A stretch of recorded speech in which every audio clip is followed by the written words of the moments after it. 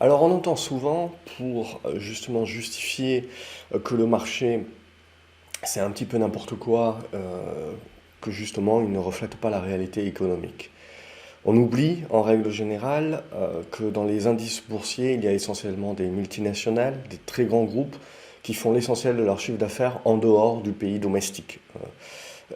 Donc également, ce qu'il faut prendre en compte, voilà, bon, beaucoup de personnes vont parler des dettes, beaucoup de personnes vont parler justement de la croissance, du PIB, ce genre de choses-là, et on va comparer toujours des pommes et des poires, et on va justement mélanger un petit peu cause et causalité. Ça, c'est typiquement ce que l'on fait en permanence. Mais à la fin de la journée, si vous voulez, moi je ne crois pas que les marchés soient efficients, tout du moins à court terme, et heureusement, puisque si les marchés étaient efficients, bon ben, on n'aurait pas, nous, le gérant, la capacité justement de pouvoir profiter un petit peu de sous-valorisation ou de survalorisation du marché. Ce qu'il faut comprendre, c'est qu'à long terme, je veux dire, on parle énormément de macroéconomie, évidemment, c'est ce qui régit un petit peu le monde, la géopolitique, tout ce que vous voulez. Donc on va parler de l'inflation, de la récession. Je veux dire, maintenant que ça fait un an et demi que l'on brasse un petit peu les mêmes sujets, la hausse des taux, le pivot de la Fed, je veux dire, tout le monde est au courant de tout. Maintenant, je veux dire, c'est suffisamment clair. Quand j'écrivais ces chroniques-là et quand j'écrivais justement sur la transition, le fait que ça va être durable, la sinusoïdale, le fait que voilà, on va avoir peur de l'inflation, puis on va jouer le pivot, puis on va avoir peur de la récession, ce genre de choses-là, par mode de sous-vague. Ça fait un an et demi, 2 ans, je crois, que j'ai commencé à écrire sur ces sujets-là. Et donc, au fur et à mesure, ce que je vous dis souvent, c'est que le marché, quelque part, si vous voulez, s'adapte. Et le marché a une mémoire de marché. Donc, petit à petit, en fait, eh ben, on valide les différents vases communicants, on valide les cycles, et petit à petit, c'est ce qui réduit la volatilité, en fait, où la même news qui serait sortie il y a 6 mois aurait eu un plus gros impact que ce qu'elle aura quand elle va sortir maintenant, ou au fur et à mesure de ses occurrences.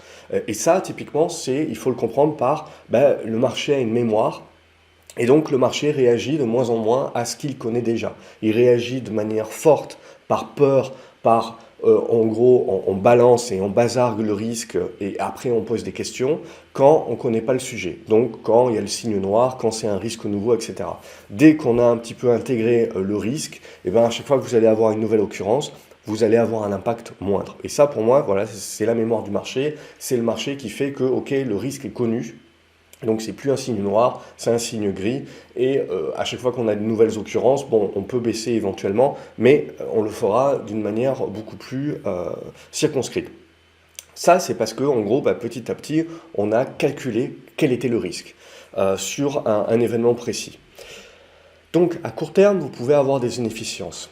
Mais à long terme, ce qui va régir le marché, bah, c'est les profits. Donc la macroéconomie peut être scalée, mais ce qui va être vraiment important, c'est la microéconomie. Donc c'est comment dans l'environnement macroéconomique que l'on a, peu importe ce que l'on a, stagflation, inflation forte, désinflation ou récession, peu importe, ou on va dire soft landing dans le meilleur des mondes possibles, comment réagissent les entreprises? Quels sont les profits de ces entreprises? On l'a vu, on a des aides gouvernementales, on a eu l'épargne Covid, tout ça, ça a permis à un paquet de titres, un paquet d'actions de pouvoir augmenter leurs marges, de pouvoir augmenter leurs tarifs et donc de pouvoir augmenter leurs profits. Demain, les épargnants vont avoir un petit peu moins d'épargne, et ils vont peut-être regarder un petit peu plus au niveau des prix. Donc les sociétés qui ont un pricing power ou qui ont donné l'impression d'avoir un pricing power, c'est-à-dire la capacité de ne pas trop impacter leur chiffre d'affaires tout en augmentant leur prix et donc en augmentant leur marge et leurs profits, ben peut-être qu'elles en auront un petit peu moins. Beaucoup de personnes donc vont vous expliquer à chaque fois que, en gros, le monde ne va pas bien, et sur un certain nombre d'éléments, c'est peut-être vrai.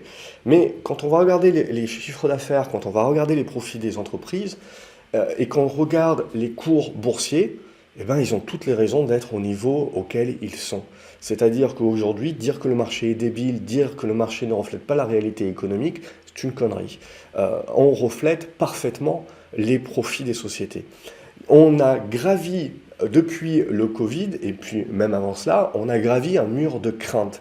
On pensait que les sociétés allaient se faire bouffer par l'inflation. Eh ben non, elles en ressortent justement fortes. Alors on pensait dans la généralité, pas ce que tout le monde pensait bien entendu.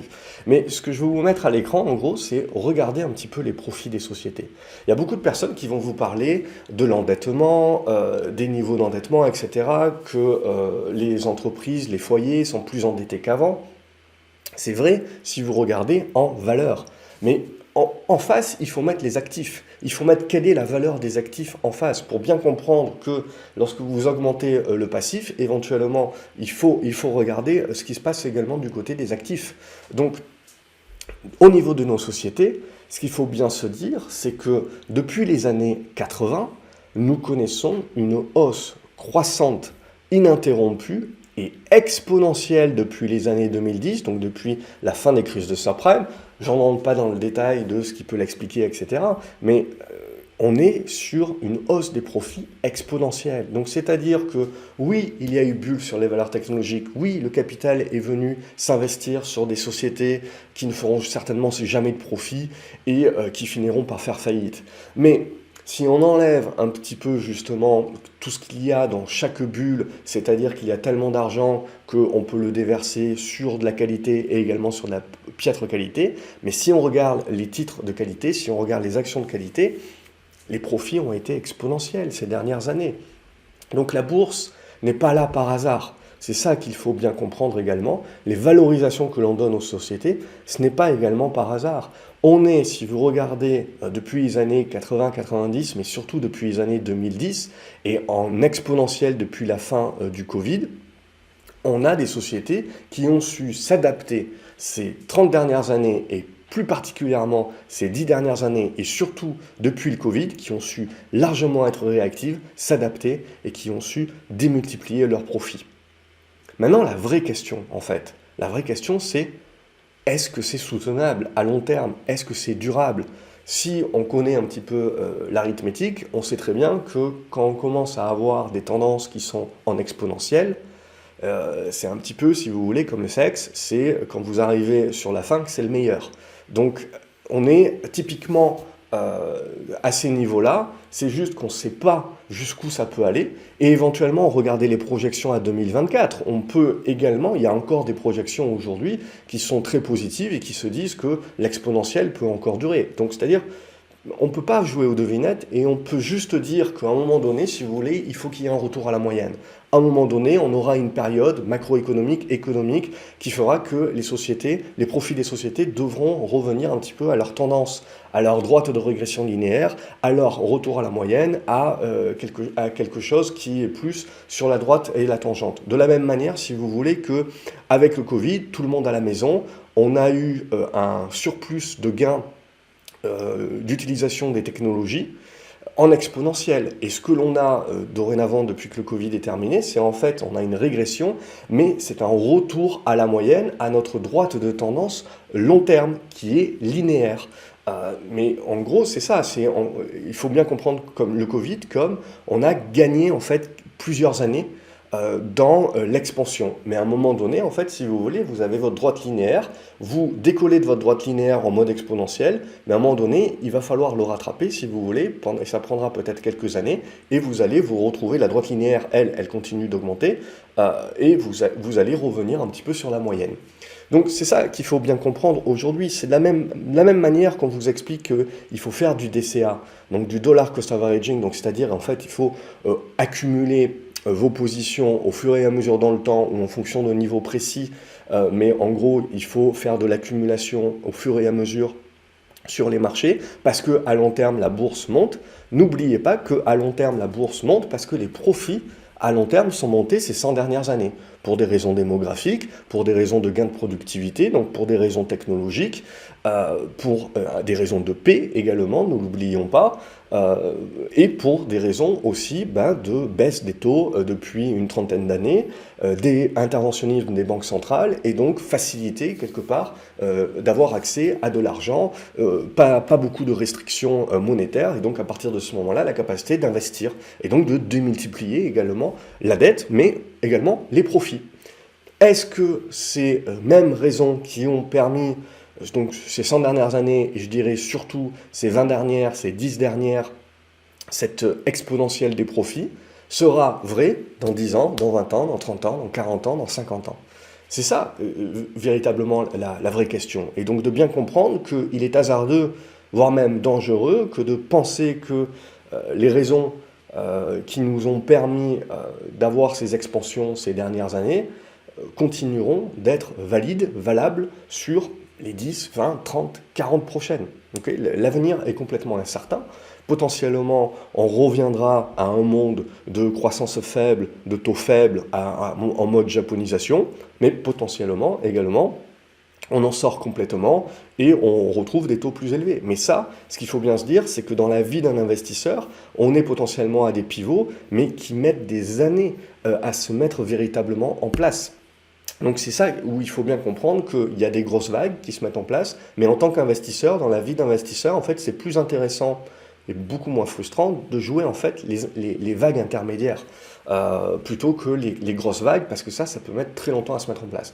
Donc là, mon focus quelque part dans cette vidéo, c'était bien de vous expliquer que, premièrement, si vous voulez, il faut faire attention à penser que le marché est complètement débile, c'est-à-dire à un moment donné ou à un autre, si vous voulez, il y a une réalité économique et une réalité des profits des sociétés. On n'est pas là par hasard. Ensuite, ça peut être démultiplié par un effet de flux et par un effet de liquidité de marché, très bien, mais in fine, si vous voulez, si les résultats n'étaient pas ce qu'ils étaient, si on n'avait pas confiance dans l'économie, c'est la même manière. Si vous voulez, il y a beaucoup de gens qui vont vous expliquer, on en est là aujourd'hui parce que les banques centrales nous ont arrosés. Croyez-moi, s'il n'y avait eu personne qui avait eu confiance en l'avenir et qui avait voulu investir dans l'avenir avec des perspectives de profit, si on était dans une dépression économique, si on avait atteint justement la déflation et la peur du lendemain, les banques centrales auraient beau déverser toute la liquidité qu'ils voulaient et à des taux défiant toute concurrence, personne ne l'aurait pris. Et si personne ne prend cet argent-là, personne ne l'investit. Et donc vous n'avez pas éventuellement de croissance derrière. Donc ce qu'il faut bien vous dire, c'est que les liquidités des banques centrales, c'est une chose. La confiance, c'est le point crucial et essentiel. N'oubliez pas également qu'il y a 100 ans, lorsqu'on n'avait pas d'interventionnisme des États ou des banques centrales de la manière dont on connaît aujourd'hui, vous aviez des cycles économiques qui étaient beaucoup plus courts, beaucoup plus condensés et surtout beaucoup plus volatiles. Vous pouviez avoir des années de croissance à plus 4, plus 5, plus 6, plus 7, et puis derrière vous aviez 1 ou 2 années à moins 4, moins 5. Et donc comme vous aviez des cycles économiques qui étaient plus courts, eh ben, vous aviez beaucoup plus de mal, vous, à vous projeter et à vous dire « je vais investir aujourd'hui parce que dans 10 ans, dans 15 ans, dans 20 ans, j'ai confiance en l'avenir, etc. » Et vous y aviez un cycle économique qui était très volatile, d'une année sur l'autre. Vous aviez des guerres, la géopolitique, l'impérialisme, tout ce que vous voulez, la mondialisation n'était pas ce qu'elle était aujourd'hui, etc. Bref, on peut rentrer dans tout un tas de sujets. Ce qui est important, c'est de comprendre qu'il n'y a pas juste un élément qui change tout. Hein, c'est beaucoup plus complexe que ça, et vous avez énormément d'éléments qui impactent. Mais ce qu'il faut bien comprendre, si vous voulez, c'est qu'à un moment donné, c'est que si vous rallongez les cycles économiques, eh ben vous permettez aux intervenants d'avoir une projection sur l'avenir à plus long terme, et donc de pouvoir prendre aujourd'hui des investissements, des paris, des risques, parce qu'ils sont dans la capacité de se projeter. Donc il ne faut pas omettre également que parce qu'on a permis justement un allongement des cycles, on a permis aussi une plus grande confiance en l'avenir et donc un plus grand nombre d'acteurs qui sont prêts à emprunter pour pouvoir investir. Parce qu'ils ont plus confiance dans l'avenir, parce que justement on a réduit la volatilité. Si vous réfléchissez, c'est pareil en bourse. Si vous avez une action qui est ultra volatile de jour en jour, c'est très compliqué de vous dire je vais investir une part substantielle de mon portefeuille sur ce titre-là. C'est très volatile, c'est très difficile de pouvoir impacter ça. Or, si vous avez moins de volatilité ou qu'on vous cache cette volatilité, c'est-à-dire que vous n'avez pas une fluctuation des cours au jour le jour, comme sur l'immobilier par exemple, vous avez une impression en fait de beaucoup plus de tranquillité, de justesse, et c'est ce qui va vous pousser plus à investir. Croyez-moi, si les prix immobiliers avaient une cotation comme les cours de bourse, et que vous voyez fluctuer les appartements et les maisons en fonction des localisations, etc., au jour le jour, beaucoup moins de personnes penseraient que l'immobilier, c'est pas risqué. Donc ça, c'est important également de l'intégrer. Donc ce qu'il faut, c'est se projeter. Donc à un moment donné, si vous voulez, ce que l'on est en train de connaître actuellement, personne n'est capable de dire combien de temps ça va encore pouvoir être le cas. Et si on est à la fin de l'exponentielle, ou si, comme ce chart semble le supposer, on peut éventuellement avoir une projection supplémentaire, de profit supplémentaire pour 2024. Tout ce que l'on sait, c'est qu'à un moment donné ou à un autre, si vous voulez, il y aura un retour sur Terre, un retour à la moyenne. Et donc quand ces profits baisseront pour des raisons X ou Y, eh bien, évidemment, le marché action aura beaucoup plus de difficultés. Peu importe ce que les banques centrales décideront d'avoiner. Euh, c'est une question de confiance. Les flux, c'est important, mais si vous avez personne qui a la confiance, ça ne servira à rien. Ça ne fera que, à la limite, stabiliser les choses, mais c'est là où c'est important. Et je vous donne en mille, hein, la prochaine crise que l'on connaîtra éventuellement, où on aura cette défiance, les banques centrales occidentales feront comme ce qu'a fait le Japon, c'est-à-dire qu'elles commenceront à acheter des ETF actions. Donc quand elles commenceront à faire ça, on saura qu'on a atteint un petit peu le prochain paroxysme de la prochaine crise. Mais voilà, tout ça pour vous dire que d'un simple graphique, vous voyez, d'un simple graphique il faut tordre quelques idées reçues et se focaliser un petit peu sur ce qui est réellement important pour moi et toujours un petit peu prendre ce recul nécessaire. Voilà, j'espère que cette vidéo était pas trop brouillonne, mais bien axée sur ces éléments-là et surtout toujours éviter de juger le marché en mode le marché est complètement débile, le marché est complètement euphorique, ce qu'il est en train de faire c'est n'importe quoi, etc.